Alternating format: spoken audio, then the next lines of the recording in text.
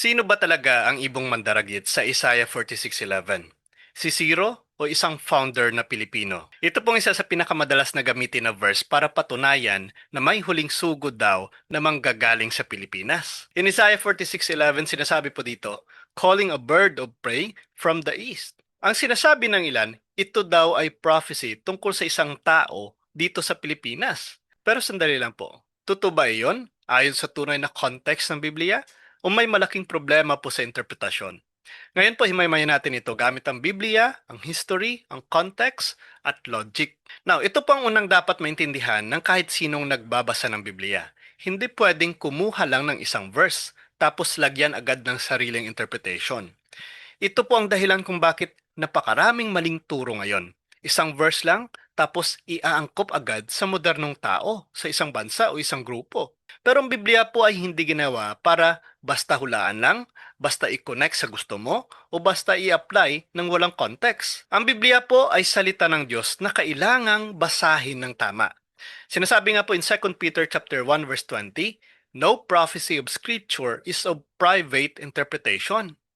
Ito pong malalim na katatanan. Ibig sabihin lamang po nito, hindi po pwedeng na ito feeling ko, ito ang ibig sabihin nito. Dahil kapag ganun po, kahit sino pwede nang mag-claim ng prophecy. Pwedeng sabihin ng kahit sino na ako ang tinutukoy dyan. Napakadelikado po yan.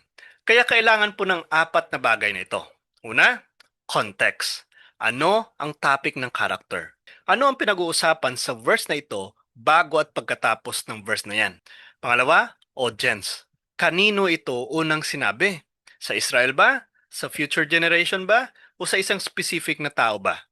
Pangatlo po, history. Ano ang historical situation noon? May digmaan ba? May exile ba? Sinong hari ang involved? At pangapat po, ang kabuuang mensahe ng chapter. Hindi po sapat ang isang verse lang. Kailangan mong basahin ang buong chapter. Halimbawa na lamang po ng malalim na interpretation, kapag kumuha ka po ng verse na bird from the east, tapos sinabi mo agad na, Pilipinas ito. Nako po, pero hindi mo binasa ang buong chapter, hindi mo alam ang historical context, hindi mo alam ang audience, nako po, napakadelikado po yan. Ito pong malalim na reality. Maraming false teaching ngayon ang nagsisimula po sa verses taken out of context. Kaya mahalaga po ang tamang pagbasa. Ito pong importanteng tanong. Kung may isang interpretation na salungat po sa history, salungat sa context, salungat sa original audience, pwede ba itong ituring na tamang interpretasyon? Hindi po. Now, ano ang context ng Isaiah 46? Tingnan po natin ang tunay na context ng Isaiah 46. Ano ba ang topic ng chapter? Hindi po ito tungkol sa Pilipinas. Hindi po ito tungkol sa future messenger. Ang Isaiah 46 po ay tungkol sa kapangyarihan ng Diyos laban sa idols ng Babylon. In Isaiah 46:1, sinasabi po dito, bell bows down, Nebo stoops. Ang pinag-uusapan po dito, mga Diyos-Diyosa ng Babylon, pagbagsak ng Babylon, pagliligtas ng Diyos sa Israel. Na ano pong tema ng chapter nito? God controls history. God defeats idols. God will rescue Israel. God will use a ruler from the east. Now, ito po importanteng tanong dito. Sino ang ruler from the east? Hindi mo po kailangan manghula dahil sinagot yan mismo ng Biblia. Sino ang ibong mandaraget? Well, in Isaiah 46:11, sinasabi na calling a bird of prey from the east, maraming agad tumigil dito. Pero mali po iyon. Dahil ang Bible interpretation po ay hindi stop at one verse. Basahin mo po ang surrounding chapters nito. Now, in Isaiah 44:28, sinasabi dito, who says of Cyrus, he is my shepherd. In Isaiah 45 verse 1, sinasabi dito, thus says the Lord to His anointed Cyrus. Tingnan niyo po ito. Hindi mo po kailangan manghula. Hindi mo po kailangan na mag-assume. Hindi mo po kailangan na maghanap pa ng modern preacher. Pinangalanan na mismo ng Biblia, si Cyrus. Ito pong malalim na punto dito. Kapag ang Biblia mismo ang nag-identify ng tao, bakit pa tayo mag-iimbento ng iba? Di ba? Ito pong danger ng forced interpretation. Ano ang bird of prey? Sa ancient imagery po, ito ay simbolo ng mabilis na conqueror, powerful ruler, military power. At perfectly tumutugma ito kay Cyrus. Hindi po ito title ng preacher. Sino po si Cyrus? Si Cyrus po o Ciro ay hari po ng Persia. Isa siya sa pinakamahalagang ruler sa ancient world. Anong pong ginawa niya? Sinakop ang Babylon, pinalaya ang Israel, pinabalik ang mga Hudyo sa Jerusalem, pinayagan muling itayo ang temple. At ito po mismo ang prophecy ni Isaiah. In Ezra chapter 1, makikita mo po rito kung paano tinupad ni Cyrus ang role na ito. Ito po ay literal na nangyari sa history. Hindi po yan future speculation. Hindi po yan hidden prophecy. Ito po ay fulfilled historical event. Ano pong malalim na katotohanan dito? Ang prophecy ni Isaiah ay kamangha-mangha dahil binanggit pa si Cyrus bago siya dumating. Ipinapakita po nito na kontrolado ng Diyos ang history. Pero hindi po nito pinapatunayan ang modern na last messenger theory. Now, ito po ang importanteng reality. Kapag binaliwala mo ang historical context, pwede mong gawin ang Biblia na kahit anong gusto mong palabasin. At iyon po ay napakadelikado. Now, bakit tinawag na ibong mandaragat? Well, ito pong madalas na ginagamit. Isaiah 46:11, calling a bird of prey from the east. At dito po nagsisimula ang maraming maling interpretasyon. Kapag nakita nila ang phrase na from the east, bird, at messenger, hagad po nila itong ina-apply sa modernong tao. Pero tanong po natin dito, ano ba talaga ang ibig sabihin ng bird of prey sa ancient biblical language? Well, sa ancient context po, ang bird of prey ay hindi po title ng preacher. Hindi po ito religious title. Ito po ay simbolo ng mabilis na conqueror, powerful ruler, military force, at instrument of judgment. Bakit po ibon? Dahil po sa ancient world, ang ibong mandaragit po ay mabilis umatake. Makapangyarihan, hindi po mapipigilan. Kaya ginagamit po ito bilang imagery para po sa rulers at conquerors. Now, yan po ay perfectly fit sa kay Cyrus. Tingnan niyo po ang ginawa ni Cyrus. Mabilis niyang sinakop ang Babylon. Powerful empire leader siya at ginamit siya ng Diyos para baguhin ang history. Kaya tumutugma po ang imagery. Hindi po ito mysterious hidden preacher prophecy. Ito po ay poetic, prophetic language tungkol po sa isang historical king. Ito po important reality dito. Kapag hindi mo po alam ang literary style ng Bible, pwede mong isipin na literal lahat. Pero maraming prophecies po ay gumagamit ng symbols, ng metaphors, ng imagery. At kailangan po nawain ayon sa context. Now, ano pong malalim na punto dito? Kung ang Biblia mismo ay nag-identify kay Cyrus, bakit pa natin ipipilit ang ibang tao? Kapag may malinaw ng sagot ang Bible, hindi mo po kailangang maghanap ng secret interpretation. Now, ito pong malaking danger dito.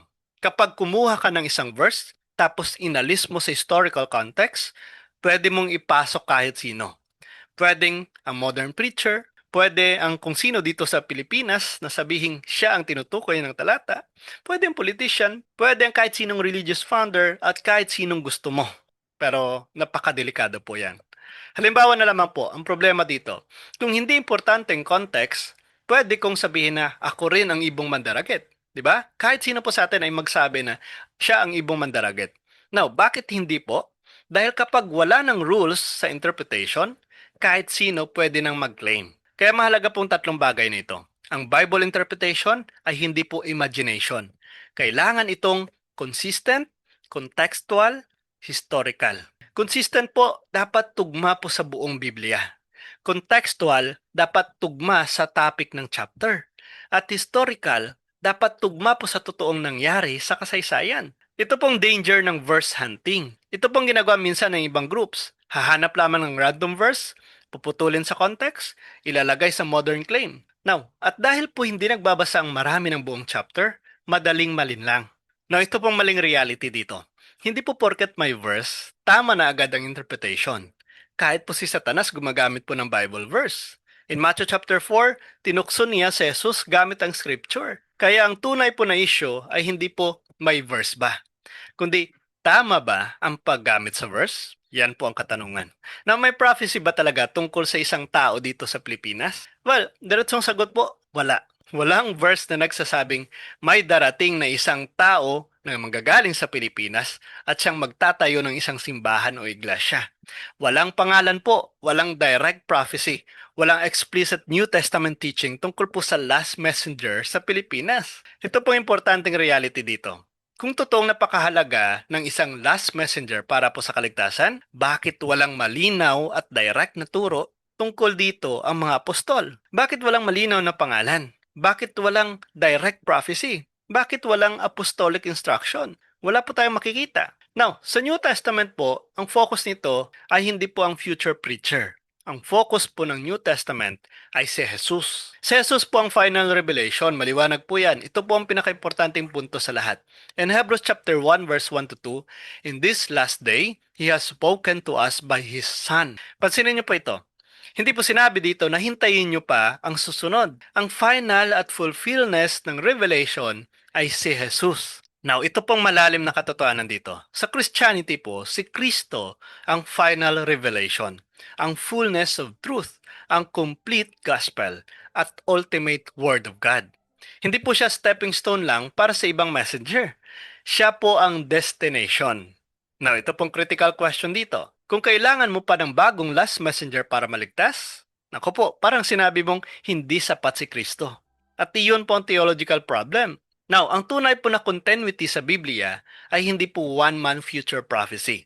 Ito po ay apostles, patungo sa simbahan, patungo po sa tinatawag nating apostolic succession. And 2 Timothy chapter 2 verse 2 sinasabi po dito, entrust to faithful men. Ito po ang biblical continuity. Hindi po nawala ang church tapos bumalik lang sa modern times. Tuloy-tuloy po ito mula sa first century hanggang ngayon. Ito po importanteng reality dito. Kung nawala ang tunay na simbahan for 1,900 years, ibig bang sabihin nabigo si Kristo? Kasing sinabi niya po dito in Matthew 16 verse 18, the gates of hell shall not prevail against it. Hindi po sinabi ni Jesus na mawawala muna ang church tapos babalik. Ang tunay po na simbahan ay tuloy-tuloy. Kaya ka-curious, sino bang ibong mandaragit sa Isaiah 46:11? Well, ayon po sa context, sa history, sa Biblia, si King Cyrus. Hindi po ang modern preacher na Pilipino. Now, ang pinakamalaking danger po ay hindi kulang sa verses, kundi maling paggamit ng verses. Dahil kapag mali pong interpretasyon, naku po, maliligaw ang tao kahit Bible pang gamit. Kaya kapag inalis mo po ang context, pwede mong palabasin na kahit ano. Kapag binaluktot mo ang prophecy, maliligaw po ang tao. Pero kapag binalikan mo ang tunay na context, malinaw pong katotohanan. Hindi po lahat ng gumagamit ng prophecy ay tama. Kaya kailangan mong basahin ang Biblia ayon po sa tunay nitong kahulugan. Hindi po ayon sa gustong palabasin ng tao. Kaya kung sangayon po kayo sa video na ito, please comment down below. Jesus is the last messenger. Please like and share at supportahan po natin ang ating YouTube channel. Ang link po ay nasa description. God bless po sa ating lahat. Sa ngalan ng Ama, ng Anak at ng Espiritu Santo. Amen.